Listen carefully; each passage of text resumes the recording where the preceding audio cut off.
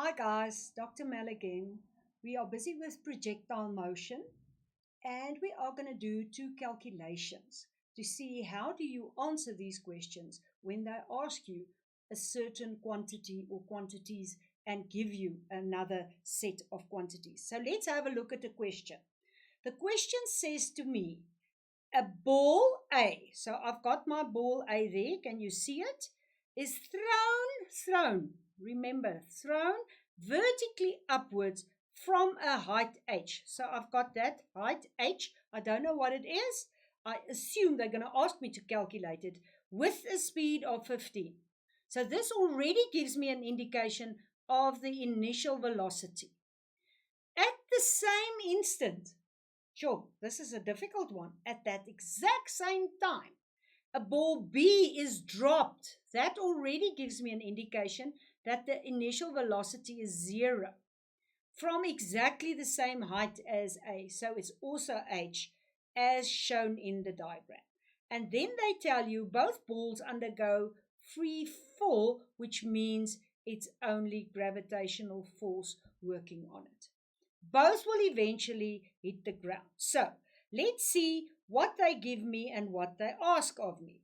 I've got the ball A's initial velocity of 15. I know if A goes up to that point there, the final velocity at the top will be 0 meter per second. Then I know it's going upwards and the acceleration is 9.8, and I know downwards exactly the same. That's all I know of ball A. A ball B, on the other hand, has got no initial velocity.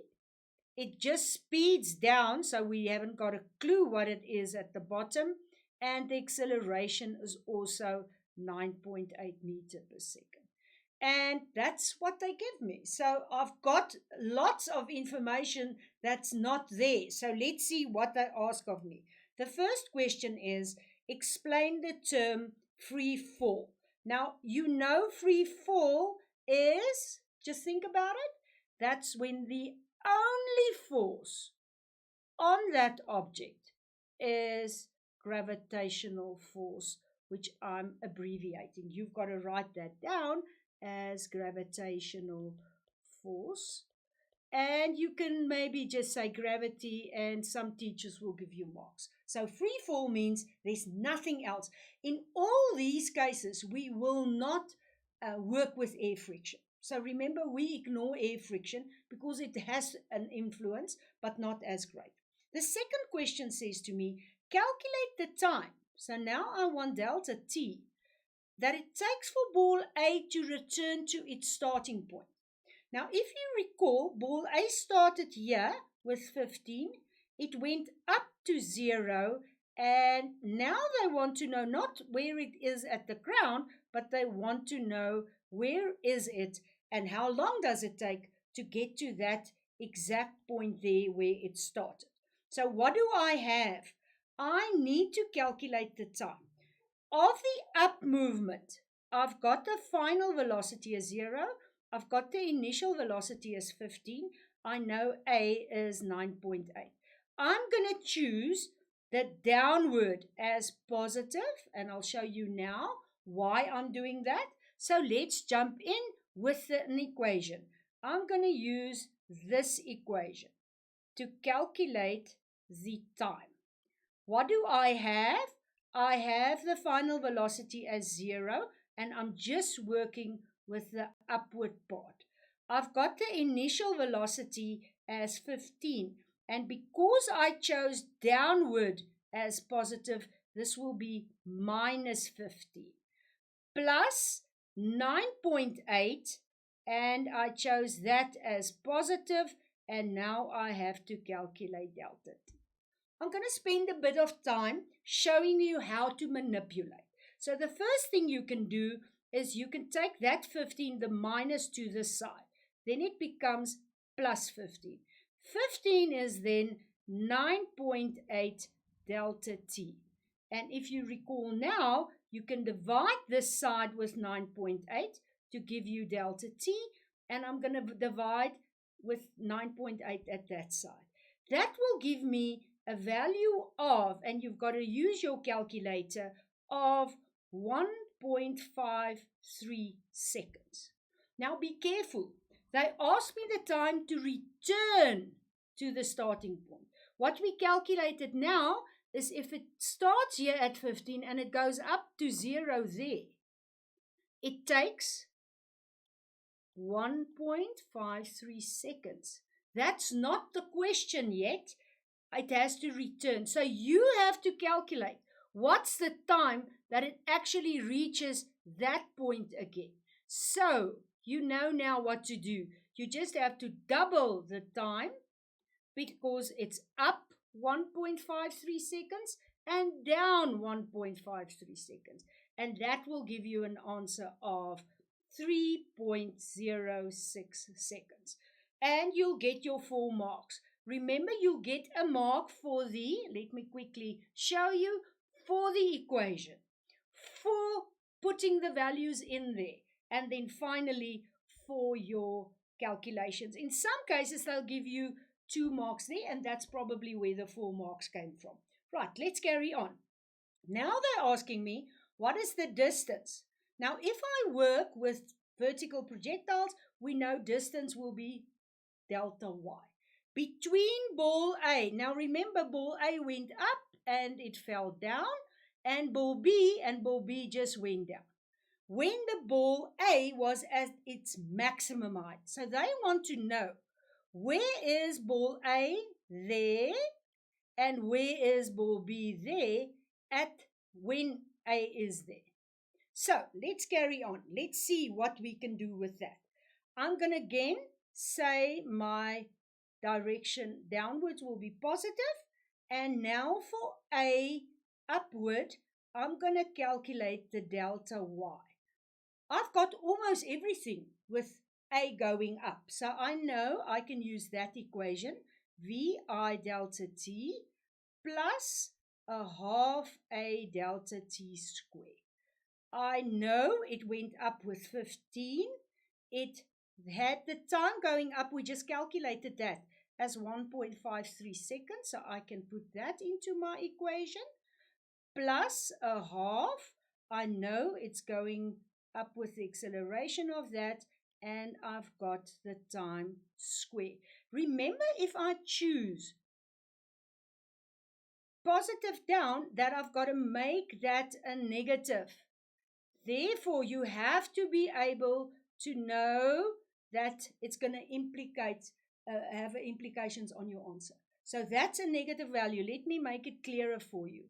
This value here has to be, let us just quickly take that out so that we know exactly what we're doing. We have delta y is VI delta t plus a half A delta t squared. And we can now put the values in there. I've got minus 15, 1.53, plus a half, 9.8, 1.53 squared. And now do you see the minus actually makes a difference? And you'll then get a value of minus 22.95 plus 11.47. That will give you the distance of A to the top. And I calculate that as minus 11.48 meters. Remember, I chose downwards as positive, so it makes sense that the answer is negative. Well, now I've got 1/2 of the question. I now know it took A up there and it is 11.58 meters. They wanted to know what's the distance between A and B. So we need to calculate B as well. Let's say, how can we do that? We now want delta y of B. What do we have? VI delta t plus a half A delta t squared. It was in the same time, so let's see. VI 0, it was dropped. It is accelerating with 9.8, and we know the time that it took A to get there was 1.53 seconds, so we can substitute 1.53 seconds there as well. And if you do that calculations, you'll get an answer of 11.47 meters. Now make sure that you go back to your question. They asked you, what is the distance between A and B? What we calculated now is that A went up with 11.48 from here to there. B went down from there to there with 11.47 meters. And in order for you to answer the question, you actually have to add those two together, and you then get an answer of, make sure that you get that, 22.95 meters. From the top of the position that A is to where B is at this stage. And that would earn you 7 marks. It's quite a complex calculation, so make sure that you've got your values. They further asked me to draw a velocity time graph of A. Now let's quickly think. A went from the initial velocity 15. It went up to the maximum height in 1.53 seconds, and it returned to the starting point in 3.06 seconds. So how will this graph look like? Well, it's a velocity time graph. You'll have to start at 15. It goes up to 0 in 1.53 seconds, and it went to the same height in 3.06 seconds. That is if you chose up as positive. In the other side, I'm going to draw when I chose down as positive. So it went from 15 to 0 in 1.53 seconds. There you have it. And to that point in 3.06 seconds. Just be careful that you do not forget that this is also 15. In this case, it will be minus. Here we said downwards is positive, so up would be negative, and there you answered your question. Make sure that you've got your labels on your axes and the right correct units. Second question. An object is released from rest. Important, guys. Make a note when you read that it says it's starting from rest from point X. So it seems like something is being released from there, and it is 30 meters from the ground when it reaches B. Do you see? They at least give me that. They furthermore tell me when it's going down the 30 meters, it takes it 1.5 seconds. So I've got delta Y here and I've got delta T here, and I'll probably have to use that to calculate further questions. I'm going to ignore air friction, which means the A will be 9.8 meters per second square. And again, let's have a look. I've got up. Well, in this case, it didn't go up. And I've got down. But down will be in two sections. Can you see we've got X to B and we've got down B to C. Let me make that clearer. What do I have? In both cases, it will be 9.8. I didn't have the velocity at BC, but I did have that it started with 0. And I knew delta Y for BC was 30 and delta T is 1.5 seconds. What do they ask of me? That's all I had. I had nothing more. I know this point X is obviously 30 plus X, which I don't know where it is. Let's see the questions. Name the type of motion. Now, you know this is the questions that they ask, a theory questions. So this will be free fall.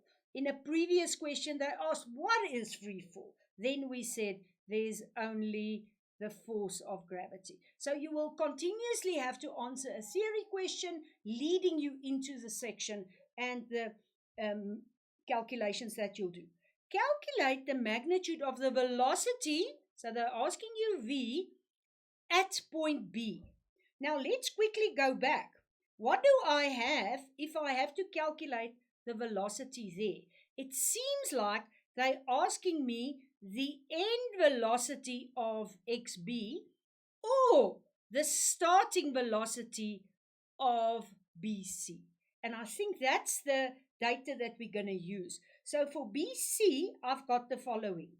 I've got the starting velocity, which I want to calculate. I know the A is 9.8.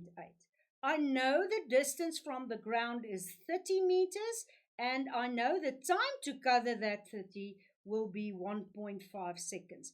And I can now use an equation to calculate. Remember, the starting velocity at B will be the end velocity from XB. The starting velocity plus the half a delta t square with the time that they've given me. They said to me it's a 30-meter distance. I don't have the initial velocity, but I do have the time. Let's see what we get when we calculate and correctly substitute. Make sure that you remember your square.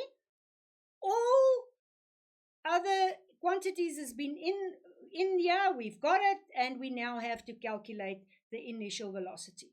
So what do I do now? I will firstly calculate that, and I got that as a value of 11.025.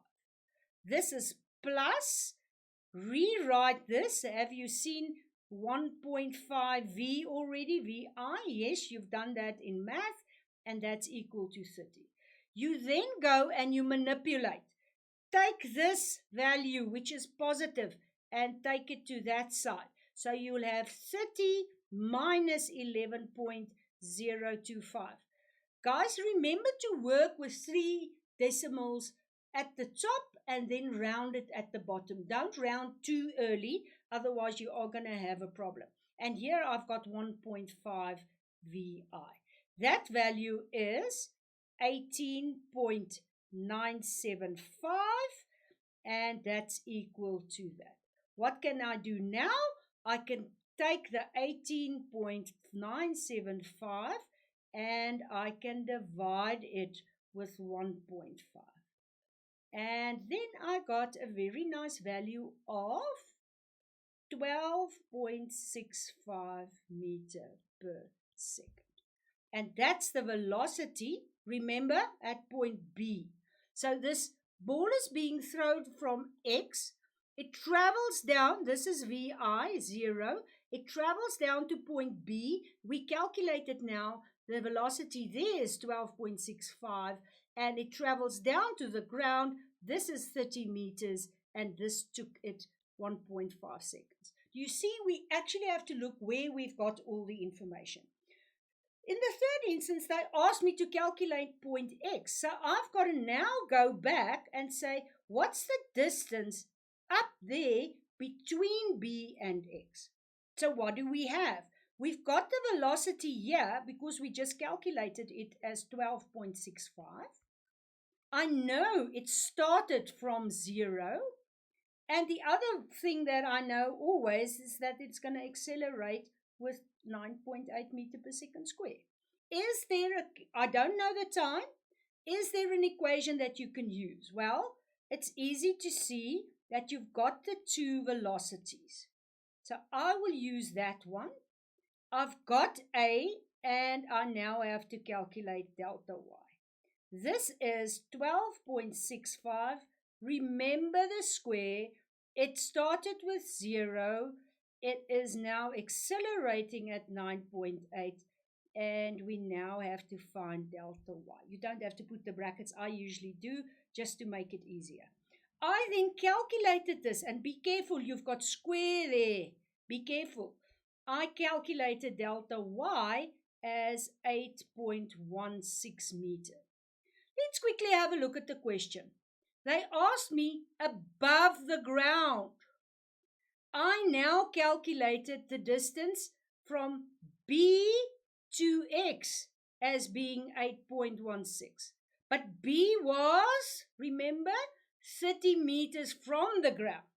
So the actual question answer will be that X is 30 plus 8.16, which is 38.16 meter above the ground. Make sure that you answer what has been asked. Make sure that you use the detail and the quantities they give you in the right portion of this question. Right, finally, after hitting the ground, the object bounces and then comes to rest. Now let's quickly think.